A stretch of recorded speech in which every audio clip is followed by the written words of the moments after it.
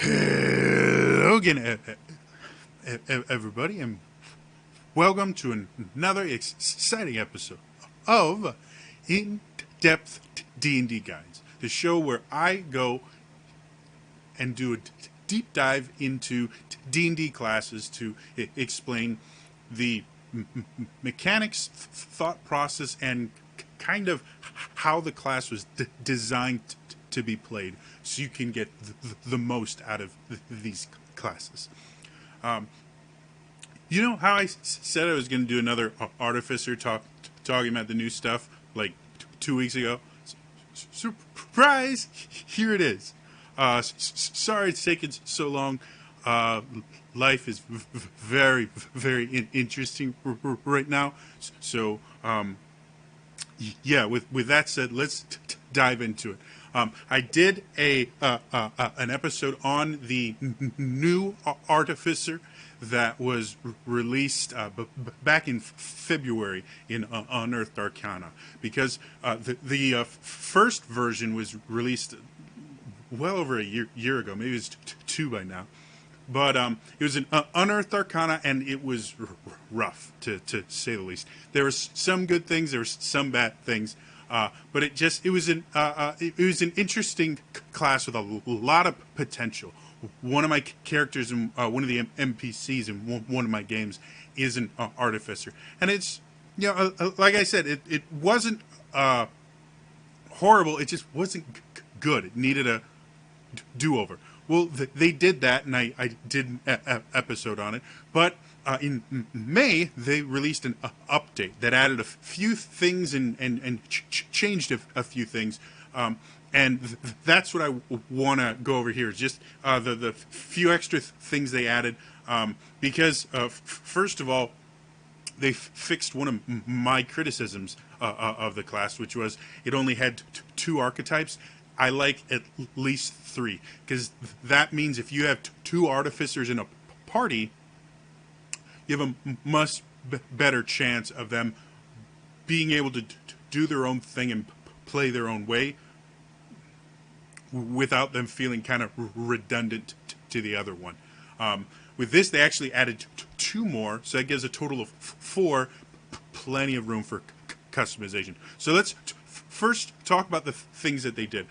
First thing, they added a bunch of new spells to their spell list. However, they're all just spells from Xanathar's guide, because when they first released it, they just didn't have Xanathar's spells on there. So, for the most part, it's none of them really change the class drastically.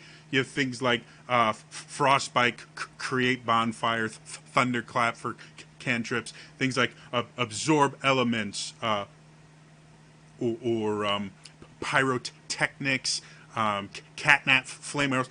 All of them kind of fit in with the previous idea of the Artificer, which is it is this magic user. It's a half caster, but it's a magic user that kind of constructs and builds with magic, as opposed to like a sorcerer where they will modify and instinctively kind of manipulate magic on the fly. An Artificer is a little more planned construction, whereas a sorcerer is kind of well, I'm feeling this way today, or I'm feeling that way today. That's just how they work. So, I'm not going to go into too much for the magic, just because magic, one of these days I'm just going to do a deep dive into spells, because they're so unique, and they change how you play your character so much that I can't really focus on them and still talk about other things. So, yeah, more magic. Next, they added two new subclasses, which I really like. For me, a subclass needs to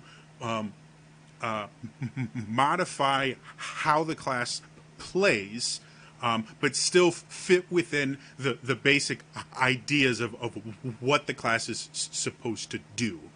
And again, we've talked about a Artificer, again, is this very much kind of constructing things, and I'll add this to this and this to that, and they're very much about customizing your experience. And these two new subclasses really deal with that well. I'm going to very quickly get to the first one. So the two subclasses are the Archivist and the Battlesmith. We're going to start with the Archivist because it shows up first in the document. The Archivist, Archivist, however you want to pronounce it, it's basically a very knowledge-focused subclass. The Artificer, in general, it's an intelligence-based. It's very much a book-learn kind of class. The Archivist takes this to the next level, and it's got a couple things that I really think make it an interesting class. The first thing, generally, tool proficiencies for me are not that big a deal. They do add some cool things like Thieves' tool proficiency opens a lot of doors for you, pun intended. But they actually add a proficiency most people overlook. So the proficiencies you get with their tools of the trade at level 3 are calligrapher's supplies, which is cool and all, but that's not the one I'm interested in. It's the forgery kit. Being proficient in a forgery kit really is something I think a lot of people undervalue in D&D. I actually have a character who's not only proficient in forgery kit, but the charlatan background lets them reproduce any document they've seen perfectly. I cannot tell you how useful that is. All it takes is seeing someone important sign something to make you get places you shouldn't be able to. What do you mean? We have a writ from the head of the Mages Guild right here that says we need all of your spell books right now. What are you talking about? I have a notarized form showing you that you have to transfer us 16,000 gold pieces right now, and it's signed by the head of the banking guild. I mean, you can't deny this. Come on, just give me the money and let's go. So many great ways to use that. And so this being part of the class instead of part of a background or something like that, I think it's really cool. And again, it does fit into that idea of they're going to construct their own experience. And in this particular case, that experience may be deceiving people. So that's cool. And then for crafting, they can make scrolls for a quarter of the normal time and half the cost. So not that big a deal. I think the forgery kit's much cooler. They have a custom spell list just for the Archivist, and it's all things that would allow them to gain more knowledge. The Archivist specifically, I see as a gain knowledge for practical purposes. Everything an archivist learns, they're learning to do something with it, compared to like a wizard who just learns tons of information because they have just a need for knowledge. And you kind of could say that about really any intelligence-based class, but the artificer in general is going to learn a lot for a practical purpose, and then the archivist just goes full on in. I'm going to learn everything, and everything I learn, I'm going to find a way to use it. And I'll talk about that in a second. So they get things like comprehend languages, detect thoughts, tongues, so they can talk to other people, locate creature, legend lore, and then modify memory, which really fits into that idea of, they're going to construct their own experience, maybe to the point where they construct other people's experiences well by modifying what they remember. So yeah, the spells fit with the theme. Artificial mind. All of these subclasses of Artificer get a pet. The Artificial mind is the archivist's pet. And it's really cool. What they do is they can actually use their calligrapher's supplies to basically turn a tiny non-living object into a computer, basically. You can. It says you can magically rouse a keen mind within a tiny non-magical object on which you write mystical symbols. You can use it as a spellcasting focus as well, and it's a magic item as long as you have this. You can do this at any time you finish a long rest. So if you lose your mind, you make a new one. Very useful. But the things it can do are even cooler. The artificial mind telepathically supplies you with advice and information about certain topics. While the item is on your person, you have proficiency in 2 skills of your choice, and the material the item is made out of is what actually gives you the skills. So, like a bone, if you just took bone and put some symbols on it,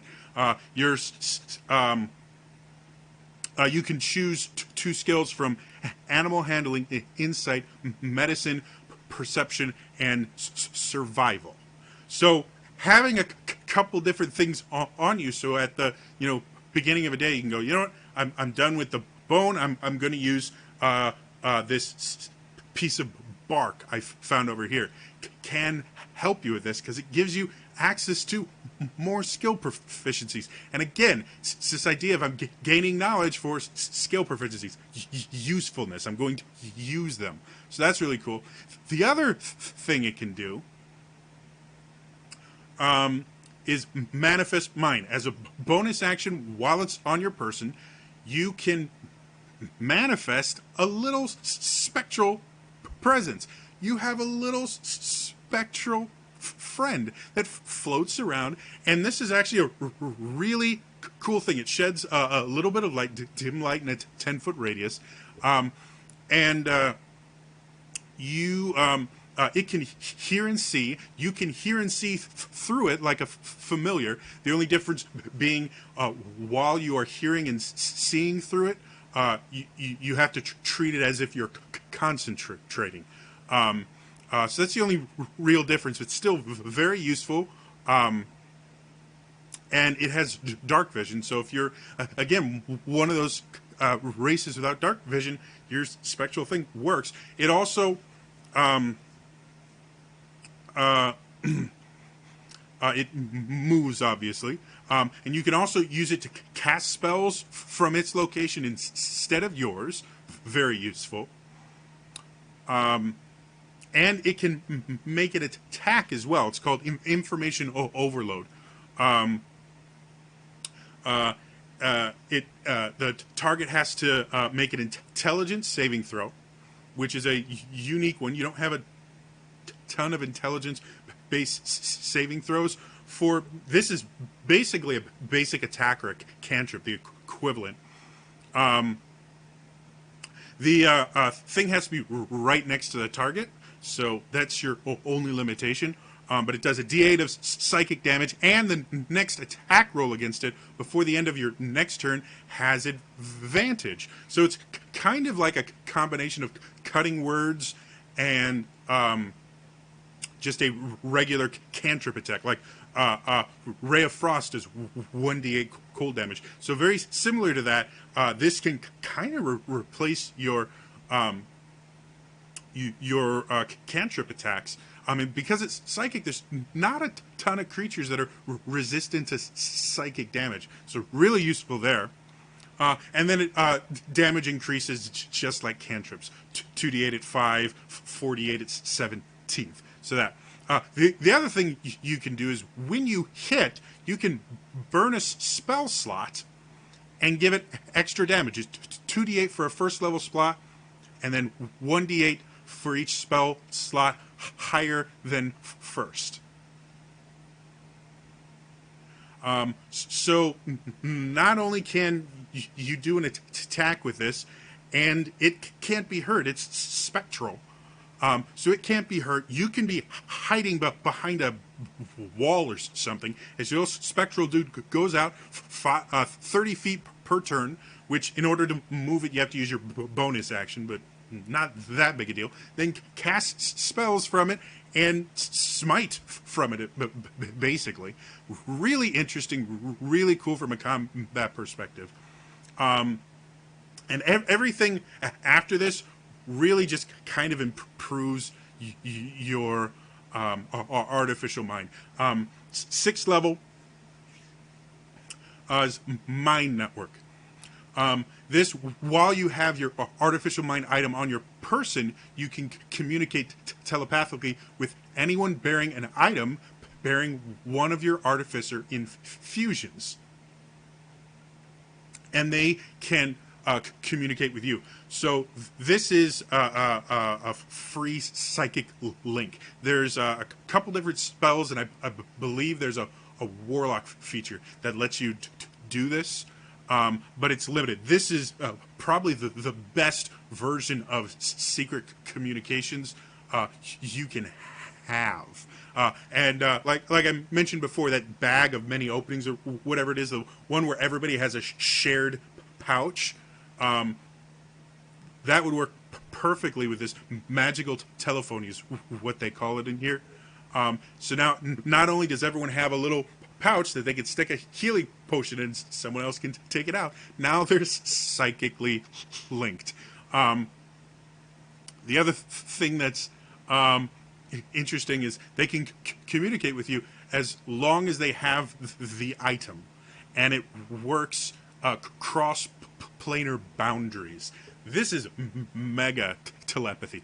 Really cool. And again, fitting with that theme of I want to know everything, even from my allies, even the things they can't say out loud when the bad guys are there. I mean, it's a brilliant way to do this. The other thing on 6th level is when you make psychic damage roll for an artificial spell or for information overload, that attack, you gain a bonus to the damage roll equal to your intelligence modifier. So now your little psychic smiter is even more powerful because now it uses your intelligence for extra damage. This is a really cool, and at first it seemed very much like a passive support style thing. No, this can really quickly be turned into, oh, I'm going to destroy all my enemies through their minds, which is really cool. And 14, which I believe is the last one. Yeah, 14, you get a couple more things. Mind Overload is you expand a spell slot to increase... try this one more time. To increase the damage of information overload. So when you use that smite feature, the target must succeed in an intelligence saving throw against your spell save or be stunned until the end of the next turn. That's Psychic Stunning Fist. That's a monk thing, and I've mentioned before, it's one of the best ways to control the action economy, because you can take actions away from the enemy. So now at level 14, you have a Stunning Fist. It requires you burning spell slots, so monks can still do it. A 14th level monk can do that 14 times between short rests. At 14th level, let's look here real quick. I have to go back to here. All right, 14. You have 4 first, 3 second, 3 third, 1 fourth. So that's 11. You can do it 11 times, so a little bit less between long rests, and you have to give up spell slots, which are a major thing for any spellcasting class, because there's so many other things you can do with it. So it's not as overpowered as it sounds at first. At first it's like, whoa, wow, stunning strike, and it's psychic and you don't have to get close to them, but it's kind of limited by your spell slots. The other thing you get, and this one I think is really interesting as well, is as an action while your artificial mind magic item is on your person, you can cause the mind to turn into pure information, teleporting you to an unoccupied space nearest to the spectral mind, or an item bearing one of your Artificer infusions where you physically reappear.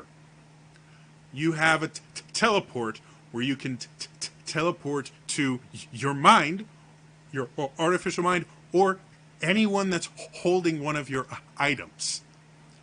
Massively useful. You don't have to be able to see it either. So really, really useful. Now, the limiting factor, you can teleport in this way once for free and must finish a long rest before doing so again. You can also use this special ability by expanding a spell slot of second level or higher. So again, this particular version of the Artificer is very much having to make the choice. Do I want to use my spells to cast spells, or do I want to use them to fuel my artificial mind? And again, as much as these do seem very combat focused, this one's specifically the ability to go places like send your artificial mind out. It does have to be within 300 feet of you. So it's not like unlimited scout the entire dungeon, but it can go around corners and things like that. And then when you find somewhere safe, shoot, teleport right to it. You know, again, extremely useful, great for finding information in a safe way, for doing a lot of different things. Really interesting. And then there's actually a little blurb talking about the first Warforged mines, talking about how basically it was an archivist that probably created the Warforged, which are a big race in Eberron, which is where the Artificer really comes from, and it's a really big part of their lore. So that's that. The second one I mentioned was the Battlesmith, and I got to say, I think this one might be even cooler to me, because the Battlesmith does something that I really like, which it combines magic and swords. I really like things like the Blade Singer, Eldritch Knight, even Paladins. I'm a big fan of, because I just like that idea of, I've got a sword and I can melt you with my mind, you know. And the Battlesmith really takes that to an interesting place. So again, we start with Tools of the Trade, which is our third level ability. And you get exactly what you would expect. Proficiency with leatherworkers' tools and smiths' tools. Who would have thought? The Battlesmith gets tools that they can make stuff with. Nothing that's amazing. If you craft magic items in the armor category, quarter the normal time, half the cost. And that's how the Artificer subclasses work, is they have a specific type of magic item they're really good at. Battlesmith makes armor, and you'll find out why in a second here. The Battlesmith's spells, it's a lot of smites. Searing Smite, Branding Smite, Blinding Smite, Staggering Smite, Banishing Smite, and then some other things like Aura of Vitality, Mass Cure Wounds, Heroism.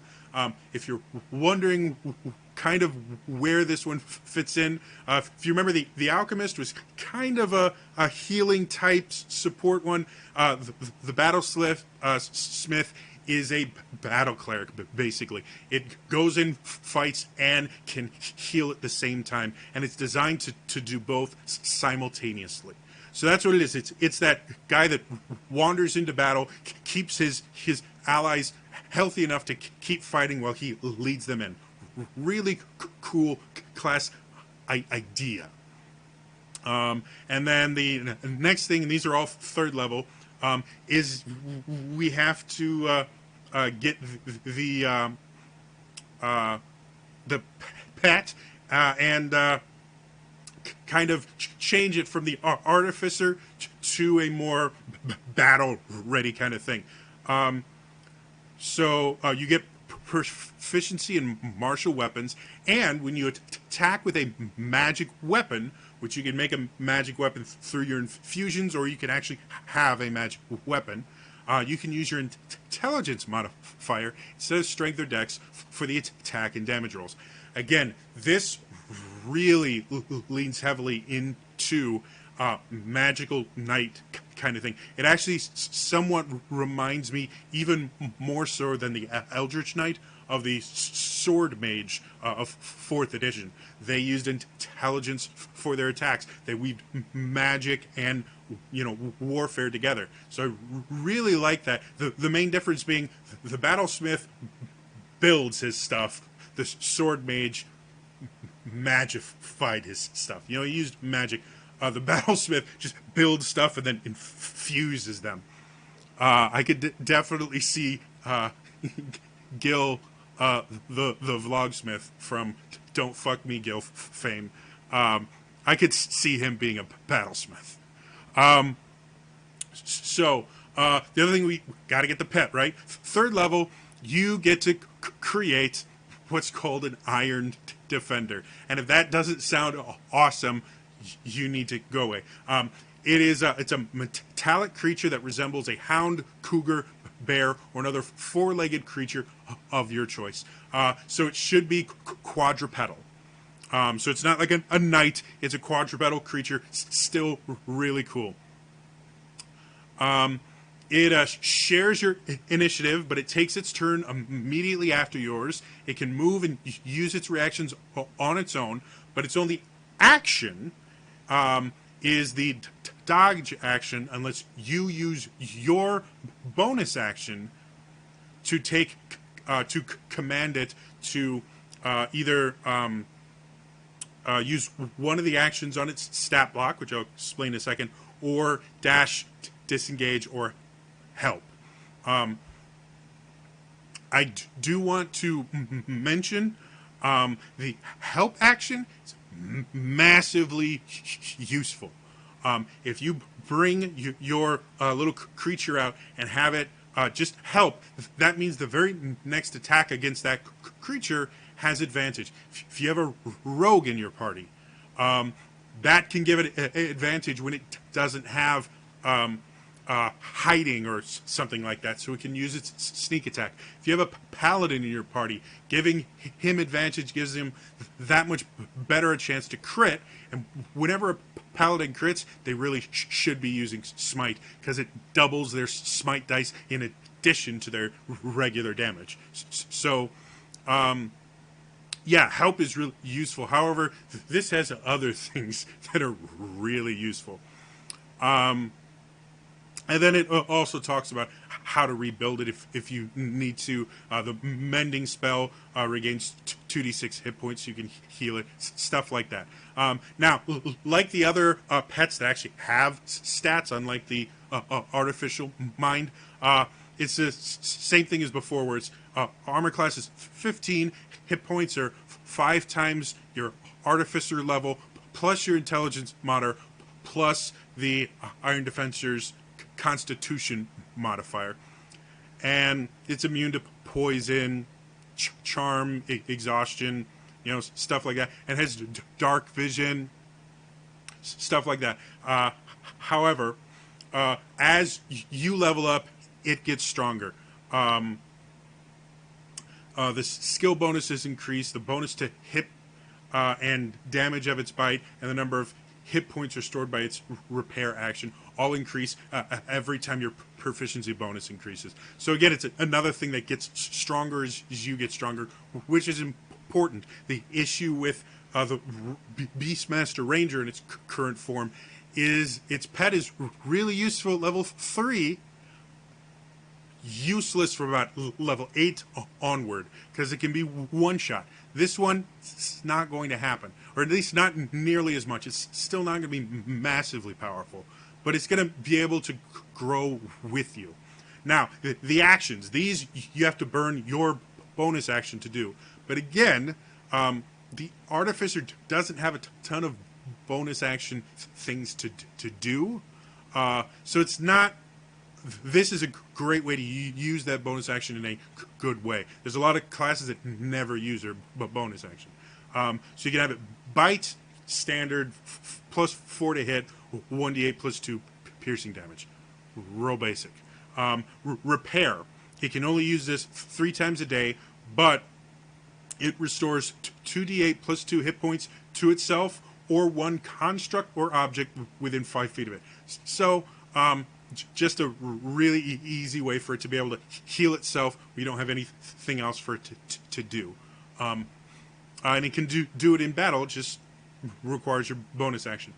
Now, it also has a reaction, which it can use. It doesn't require you to do anything, which is the Iron Defender imposes disadvantage on the attack roll of one creature it can see that is within 5 feet of it, provided the attack roll is against a creature other than the Iron Defender. This means send the Iron Defender out with your Paladin, your Barbarian, your Fighter, your Meat Shield. Then, when the big baddie tries to hit the Meat Shield, because, let's face it, your little buddy's not doing a ton of damage. He's just there for, useful reasons. He attacks the more dangerous person. You impose disadvantage by just using the creature's reaction. Brilliant.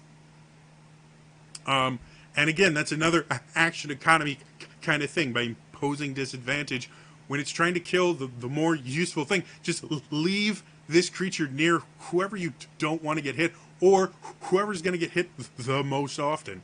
Really useful, and very much, again, that idea of he's going to run in to the thick of things, and his Iron Defender is gonna help him do it.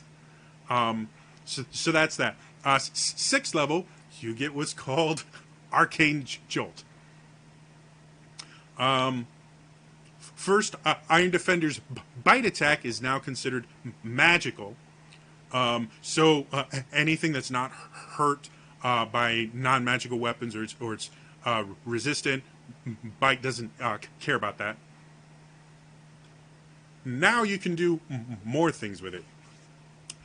Second, when you or your Iron Defender hits a target with a magic weapon attack, so the bite is a magic weapon, and then you should have a magic weapon. Being an artificer, since you make them, you should have a magic weapon.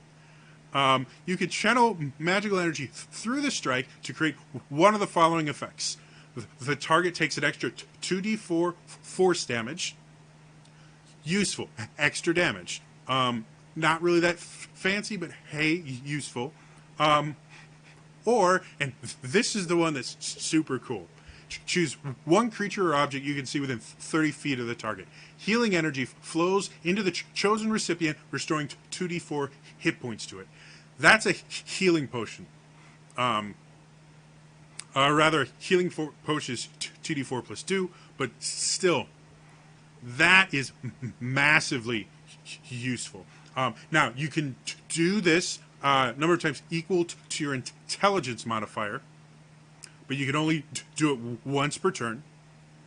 And you regain all expended use of this feature when you finish a long rest. So the only limiting factor is it's max you're going to be able to use it 5 times between long rests. However, that's 5 free healing potions every day. Use that to pick someone up that's unconscious, that's losing their rolling bad death saves. They have too many death saves. Hit somebody and then heal them. Have your dog go out, attack, then top up your barbarian, since he's going to be taking half damage. That's basically like double the hit points for him. There are so many ways, and again, it fits into that I'm going to rush forward, beat people, and keep my allies healthy. Combine that with the other spells he can take that will help him heal and things like that. This is a this is a solid healer for a group. And again, this is an intelligence-based healer, something that's very, very interesting, very unique, and just a very different fighting style. Let's go to the 14th level. At 14th level, your Arcane Jolt and Iron Defender become more powerful. Even better. The extra damage is 4d4 instead of 2d4. Useful. Whenever your Iron Defender uses its defensive pounce, that's that bonus, or that's that reaction disadvantage, the attacker takes force damage equal to 1d4 plus your intelligence modifier. So now, not only is it posing disadvantage, it's doing a little bit, it's not a ton, but it's doing a little bit of damage that is generally unblockable. There are very few creatures that are resistant or immune to force damage. It's one of the most useful damage types in D&D because people don't have resistance to it, even more so than psychic. So yeah, your little buddy can do a lot of work now. And then infusions. It did add 3 new infusions that I think are really, really interesting. So let's go there. First, we have an enhanced wand. This can be useful for the Artificer because they can use a wand as a focus, or any spellcaster. While holding this wand, a creature gains +1 bonus to spell attack rolls. In addition, the creature ignores half cover when making a spell attack. So this is kind of a combination of poor man's spell sniper plus just a +1 wand. Very useful. The bonus increases to +2 when you reach level 12 in this class.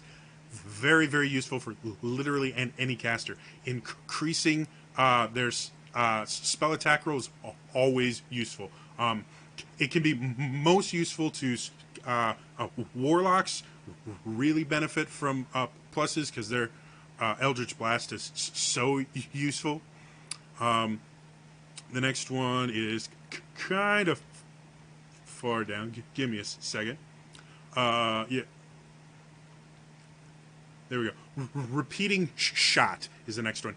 This, I think, is probably the coolest, and definitely one I think could be used for very cool things. So you cast it on any simpler martial weapon with the ammunition property, and this requires attunement to it. The magic weapon gets +1 bonus to attack and damage rolls made with it when it's used to make a ranged attack, and it ignores the loading property if it has it. What that means, the weapon requires no ammunition. It makes its own ammunition. You want to play that cool Demon Hunter from Diablo 3 style thing? Get a weapon with repeating shot. You can just go around pow, pow, pow, pow, pow, pow, pow, pow, pow, many times as you want. Use a crossbow, hand crossbow, and a shield, things like that. Make this very, very useful. Again, the only limiting factor is you can only cast any infusion on one item at a time, so it's not like you can have 2 repeating shots. It's still really cool. And the final one, I can see where this fits in, and it's not as cool to me, but interesting anyway. This one requires you to be at 8th level to take it. You put it on a shield, and the shield will require attunement afterwards. But a creature gets a +1 bonus to armor class while wielding this shield, and while holding it, the wielder can use a reaction immediately after being hit by a melee attack to push the attacker up to 15 feet away, and the reaction can't be used again until a short or long rest. +1 bonus to AC, very useful. The push, situationally useful, and a little bit limiting with the short or long rest thing. But in the right situation, enemy runs up to you and it has a couple attacks as you get to higher level. all enemies will have multi-attack with 2, 3, sometimes 4 attacks. So they come up, hit you with the first one, you bap them back 15 feet. They don't have enough speed to get back up to you. Or if you're in a situation where you have terrain that you can use to your advantage, like a hole or a cliff or a spike pit, push them into this spike pit if you can, if that's possible for you. So again, has its uses. Do I think it's the most useful thing? And then they made a slight change to multi-classing. Instead of half your levels rounded down for spell slots, you half your levels rounded up. Every other class, it's always round down, so that's another thing that makes the Artificer a little unique. Because again, they are that very much spell-focused class. Even with them being a half caster, they're still very focused on spells. So that's everything in the updated Artificer. Yeah. Sorry this is taking so long to get out. Like I said, my life has been very interesting. I'm still working on that super secret project. I have no idea when it's going to be done. But I'm going to try and get more of these and more player faves out while I'm working on that. Otherwise, as always, like, share, subscribe, all that fun YouTuber stuff. Let me know if you have a class or subclasses that you want to see a in-depth D&D guide on, just so I know what you guys want me to do next. That's all for me, and I will see you guys next time. All right, bye-bye.